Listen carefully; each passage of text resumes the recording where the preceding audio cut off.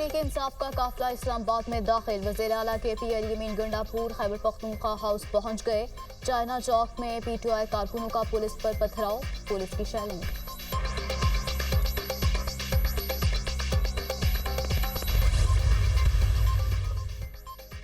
पंजाब हुकूमत ने अमन अमान के लिए पाक फौज को तलब कर लिया। SU इजलास के दौरान एयरबेस एयरपोर्ट्स रूट्स के इतराफ में मुसल्लह अफवाज और सिविल फोर्सेज तैनात होंगी।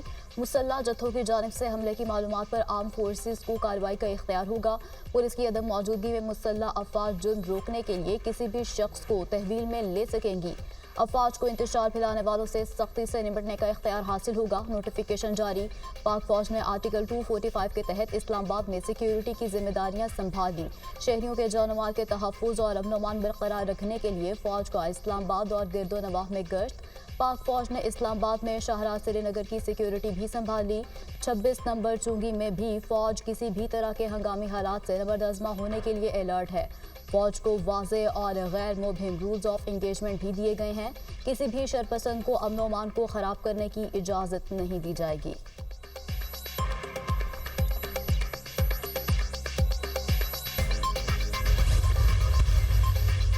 अली अमीन गंडापुर सारी हदें क्रॉस कर रहे हैं, सारी सूरत हाल के जिम्मेदार है, धावा बोलने की कीमत अदा करना होगी। वज़ीर आला KP के काफिले से पुलिस पर फायरिंग और आंसू गैस की शेलिंग की गई। पत्थरगढ़ में मुजाहिरीन की फायरिंग से 85 पुलिस एहलकार जख्मी हो गए। गुज़श्ता 48 घंटों में 120 अफगान शहरी पकड़े गए।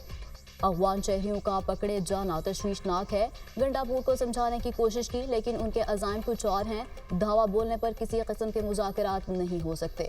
वज़ीर दाखिला मोहसिन नकवी की मीडिया टॉक।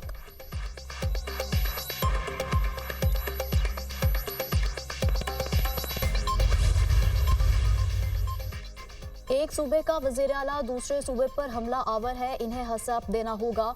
उल्टा लटका कर हिसाब लेंगे, इनको लाशें चाहिए। हमारी कोशिश है कि किसी की मौत ना हो। भारतीय वज़ीर ख़ारजा को धरने में शिरकत की दावत देना अफसोसनाक है। वज़ीर दिफा ख्वाजा आसिफ की प्रेस कॉन्फ्रेंस। कहा, PTI की मुसल्लह तंजीम है जो अफगानिस्तान से यहाँ मुंतकिल की गई। मुसल्लह जत्थे आ रहे हैं जिनमें सैकड़ों अफगानी मौजूद हैं।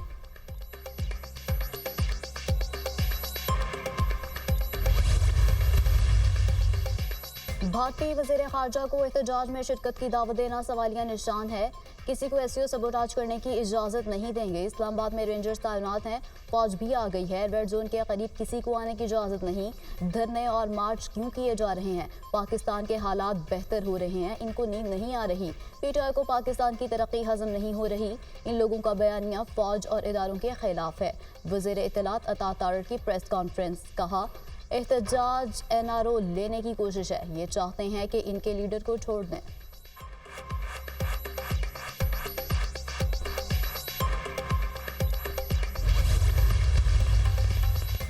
फसादी टोले का टारगेट पाकिस्तान है। PTI की लड़ाई सियासी जमात या इदारे से नहीं, पाकिस्तान से है।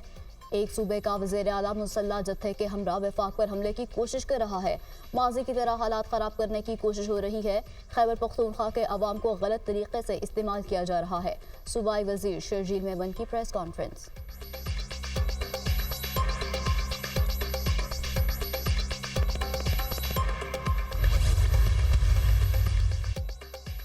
PTI का एहतजाज रुकवाने की दरख्वास्त की समाअत। इस्लामाबाद हाई कोर्ट की सेक्रेटरी दाखिला को फौरी इक़दाम करके हालात मामूल पर लाने की हिदायत। वज़ीर दाखिला को बुलाना शायद मुनासिब नहीं, अगर वो हैं तो आ जाएं। Chief justice Islamabad high court Aamir Farooqui advocate general Islamabad को हिदायत। अमन अमान की सूरत हाल बरकरार रखना हुकूमत का काम है। अदालत PTI को कोई डायरेक्शन नहीं दे सकती। मोबाइल सिग्नल 2 दिन से बंद हैं, किसी की इमरजेंसी हो जाए तो क्या होगा? चीफ जस्टिस आमिर फारूक के रिमार्क्स।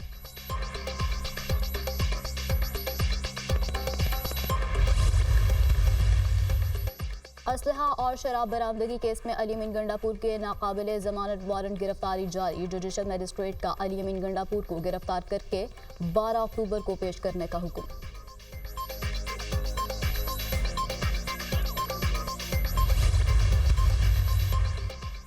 शुमाली वजीरिस्तान के इलाके स्पिनबॉक में सिक्योरिटी फोर्सेज और खारजियों में झड़प। 6 खारजी दहशतगर्द जहन्नुम वासिल।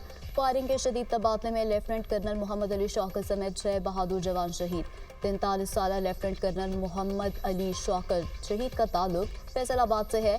शहीद होने वालों में lance Naik Mohammad lance Naik Akhtar Zaman, lance Naik Shahidullah, lance Naik Yusuf Ali और सिपाही जमील अहमद शामिल। ISPR के मुताबिक फौज के खिलाफ कार्रवाई 4 और 5 अक्टूबर की दरमियानी शब की गई। सिक्योरिटी फोर्सेज दहशतगर्दी की लानत को खत्म करने के लिए पुरअज़्म हैं।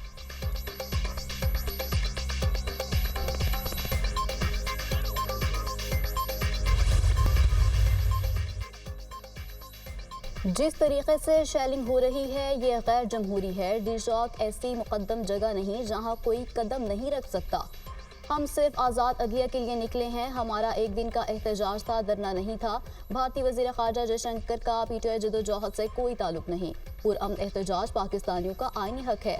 जयशंकर समेत किसी गैर मुल्की को इजाज़त नहीं कि वो हमारे मामलात पर तबसरा करे या शिरकत करे। बैरिस्टर सैफ के बयान को सियाको सबाक से हट कर लिया गया। चेयरमैन तहरीक इंसाफ बैरिस्टर गोहर की बैरिस्टर सैफ के बयान से मुतालिक वजाहत।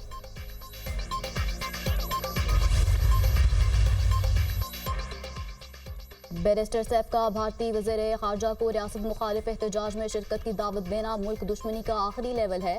देखते हैं इसराइली मददगारों को एहतजाज की दावत कब मिलती है। तहरीक इंसाफ के DNA में पाकिस्तान मुखालिफ जरासीम दौड़ते हैं। फितना पार्टी के एहतजाज में अफगान शहरियों की शिरकत कई सवालात खड़े कर रही है। वज़ीर इत्तलात पंजाब अज़मा बुखारी का बयान, कहा पंजाब के अवाम ने अडयाला जेल के कैदी के बयानिए को मुस्तरद कर दिया।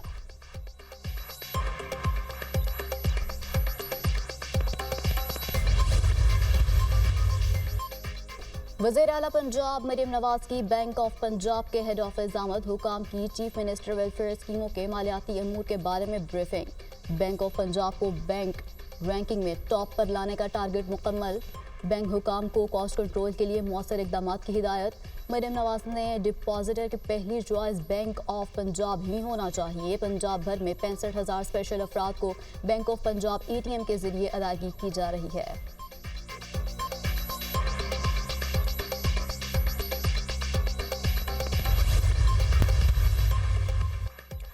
पाकिस्तान और भारत के ताल्लुकात में पड़ी बर्फ पिघलने लगी। भारतीय वज़ीर ख़ारजा जयशंकर SCO समिट में शिरकत के लिए पाकिस्तान आएंगे। भारतीय दफ्तर ख़ारजा ने तस्दीक कर दी। शंघाई ताउन तंजीम का इजलास 15 और 16 अक्टूबर को इस्लामाबाद में होगा। जयशंकर द्वारा इस्लामाबाद में भारतीय वक्त की क़यादत करेंगे। भारत की किसी भी आला शख्सियत का 9 साल में ये पहला दौरा पाकिस्तान होगा। पाकिस्तान ने भारत को SCO सरबराहान समिट में शिरकत के लिए दावतनामा भेजा था। दिसंबर 2015 में भारतीय वज़ीर ख़ारजा सुषमा स्वराज ने हार्ट ऑफ एशिया कॉन्फ्रेंस में शिरकत के लिए पाकिस्तान का दौरा किया था। गुज़श्ता साल बिलावल भुट्टो ने बतौर वज़ीर ख़ारजा भारत में होने वाले शंघाई ताउन तंजीम के वज़राए ख़ारजा इजलास में शिरकत की थी। बिलावल भुट्टो 12 साल में भारत का दौरा करने वाले पहले पाकिस्तानी वज़ीर ख़ारजा थे।